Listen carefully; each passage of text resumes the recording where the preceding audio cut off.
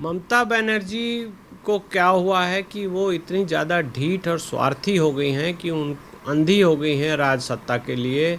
उनको जनता, डेमोक्रेसी, लोगों की फीलिंग कहीं कुछ नहीं दिखाई दे रही है। एन केन प्रकरण उनको वोट लेकर जीतना है। वो जीत गई हैं और जीतने के बाद अब वो लोगों को सबक सिखा रही है कि तुमने मुझे वोट क्यों नहीं दिया, मैं तुमको यहाँ से भगा दूंगी।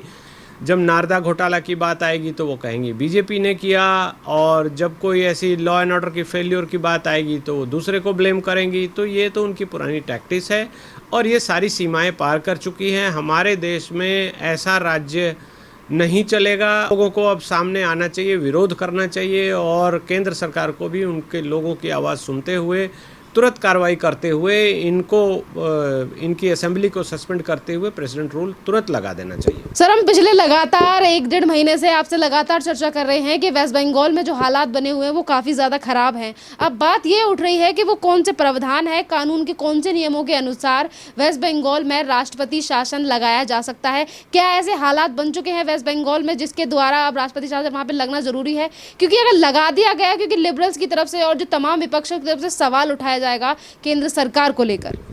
देखिए, राष्ट्रपति शासन लगाने की जो पावर है वो आर्टिकल 356 हमारे संविधान का अनुच्छेद 356 में उसमें दिया गया है। उसका प्रावधान ये कहता है कि राज्यपाल महोदय एक रिपोर्ट भेजेंगे राष्ट्रपति के पास और उस पर राष्ट्रपति ऑर्डर करेंगे ऑर्डिनेंस के रूप में। 356 की शक्तियों का प्रयोग होता है और ऑर्डिनेंस के रूप में प्रेसिडेंट रूल लगाया जाता है। इसके ग्राउंड क्या क्या हैं, ये जो हमारे संविधान में दिया गया है वो ये दिया गया है कि फेलियर ऑफ कॉन्स्टिट्यूशनल मशीनरी हो स्टेट में।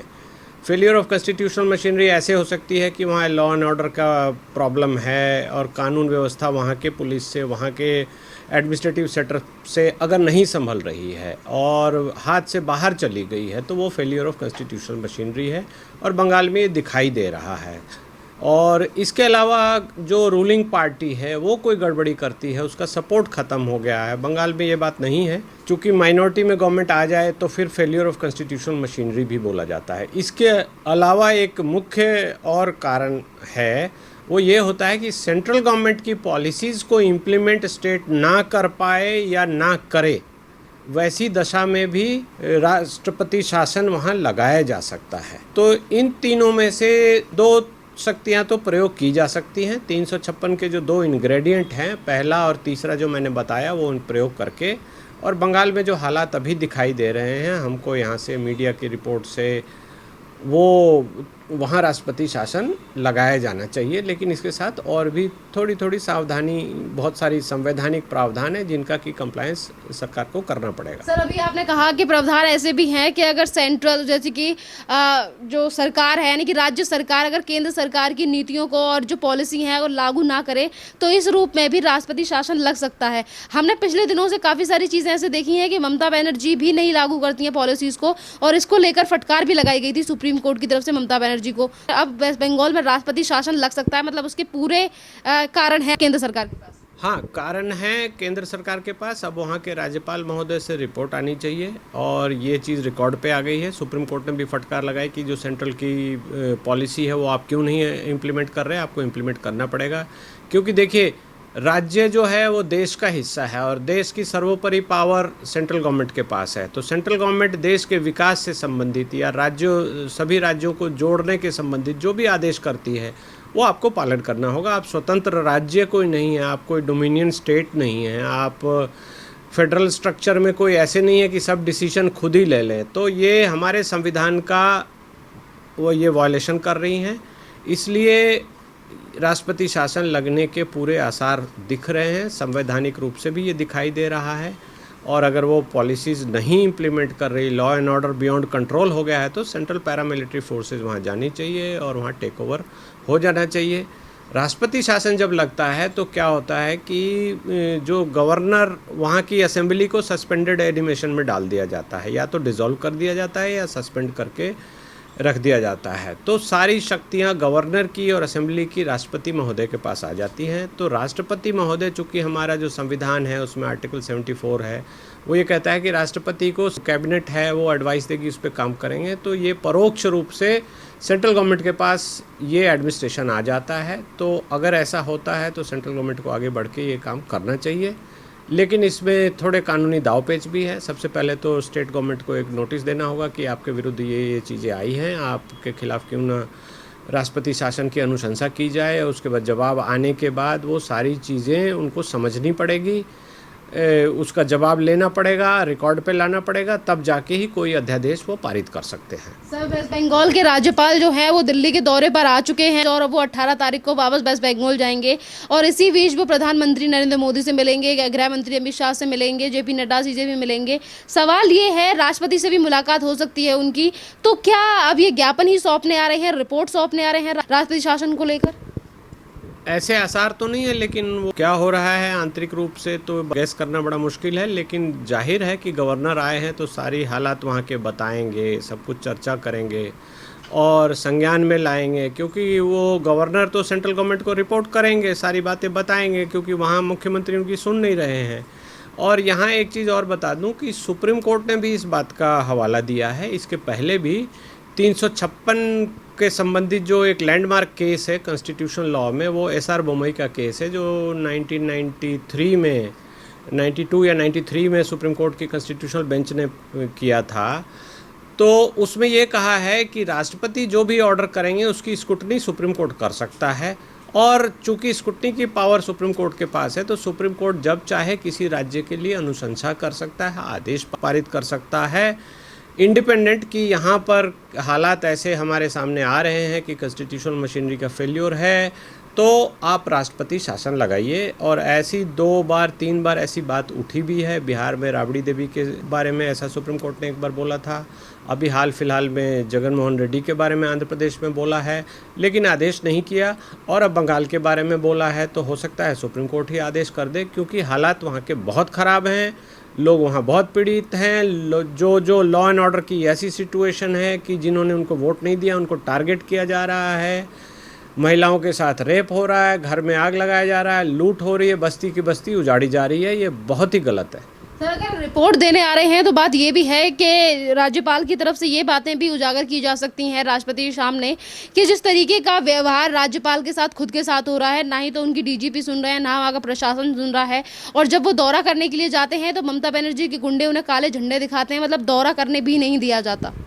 ये बहुत ही अशोभनीय है और बहुत निंदनीय है और हमारी डेमोक्रेसी के लिए ठीक नहीं है।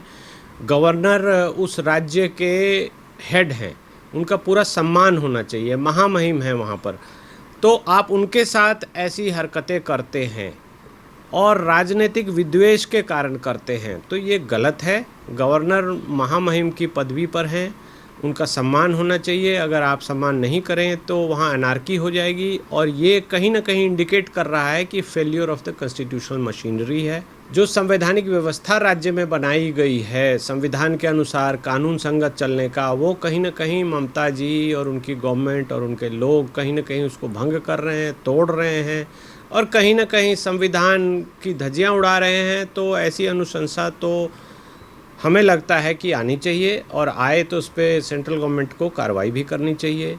अन्यथा मुझे ऐसा भी लगता है कि कहीं ना कहीं सुप्रीम कोर्ट भी कोई ना कोई ऑब्जर्वेशन देगी ही देगी।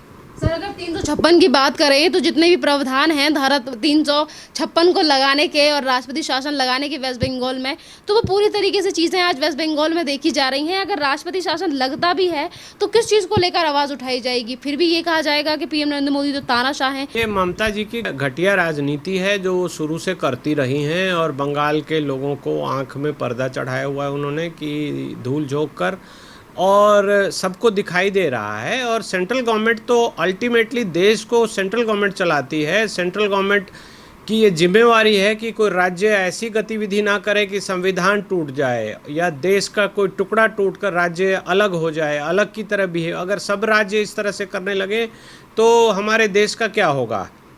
और जिस मुख्यमंत्री को जो मन में आएगा वो करेगा, तो देश कहाँ गया? इसलिए देश में सेंट्रल गवर्नमेंट ने जो कहा है, जो पार्लियामेंट ने आपको मैंडेट दिया है, जो ऑर्डर आ रहे हैं सेंट्रल गवर्नमेंट से, वो फॉलो करना पड़ेगा। आप कोई तानाशाह नहीं हो गए। अगर आप तानाशाह हो गए तो सेंट्रल गवर्नमेंट को पूरी शक्ति है कि आपको काबू किया जा सके, आपकी असेंबली को सस्पेंडेड एनिमेशन में किया जा सके, डिसॉल्व किया जा सकता है, आपको हटाया जा सकता है और फिर से डेमोक्रेटिक प्रोसेस किया जा सकता है, ताकि जनता इन सब चीज़ों को देखकर दोबारा वोट दे। लेकिन ऐसा देखा गया है और प्रैक्टिकल में ऐसा क्या होता है कि ये प्रैक्टिकल लाइफ में ये कहीं ना कहीं विक्टिम कार्ड खेलना शुरू कर देंगी। ममता जी की पुरानी आदत है, वो अपने चाल ढाल से, अपने राजनीतिक रोटी सेकने के लिए कहीं ना कहीं विक्टिम कार्ड खेलना शुरू कर देंगी और कहेंगी कि मैं अभी जीत कर आई हूँ तो ये इनको बर्दाश्त नहीं हो रहा और ये मुझे हटा रहे हैं, इसलिए मुझे फिर से जितवाओ। लेकिन सच्चाई सबको दिख रही है, हमको, आपको, सबको दिख रही है कि इन्होंने अनार्की मचा रखी है।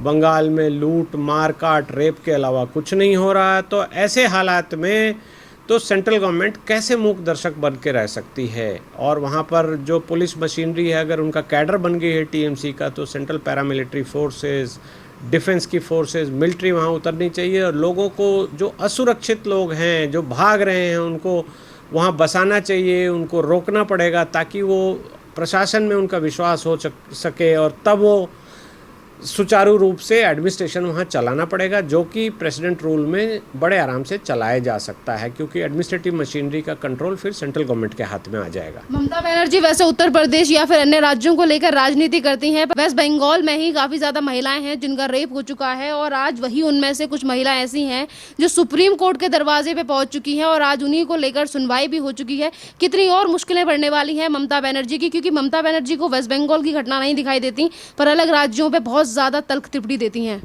ममता बनर्जी को क्या हुआ है कि वो इतनी ज़्यादा ढीठ और स्वार्थी हो गई हैं कि अंधी हो गई हैं राज सत्ता के लिए।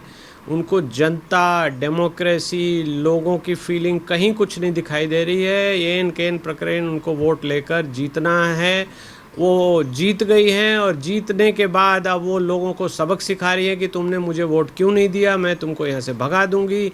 और ये बहुत गलत है। इस पे हमको, किसी को भी, दूसरे राज्य के भी जो भी लोग हैं, उनको चुपचाप नहीं बैठना चाहिए, इसका विरोध करना चाहिए। और ममता जी की पुरानी आदत है कि अपने गरेबान में कभी नहीं झांकती है। वो कभी, जब नारदा घोटाला की बात आएगी तो वो कहेंगी बीजेपी ने किया, और जब कोई ऐसी लॉ एंड ऑर्डर की फेल्योर की बात आएगी तो वो दूसरे को ब्लेम करेंगी। तो ये तो उनकी पुरानी टैक्टिस है और ये सारी सीमाएं पार कर चुकी हैं। हमारे देश में ऐसा राज्य नहीं चलेगा और लोगों को कहीं ना कहीं इसका विरोध करना चाहिए। वेस्ट बंगाल में अभी अभी इलेक्शन हुए हैं, लोगों ने वोट दिया है, वो वोट से जीती हैं, पर लोगों को अब सामने आना चाहिए, विरोध करना चाहिए और केंद्र सरकार को भी उनके लोगों की आवाज़ सुनते हुए, तुरंत कार्रवाई करते हुए, इनकी असेंबली को सस्पेंड करते हुए प्रेसिडेंट रूल तुरंत लगा देना चाहिए। धन्यवाद सर।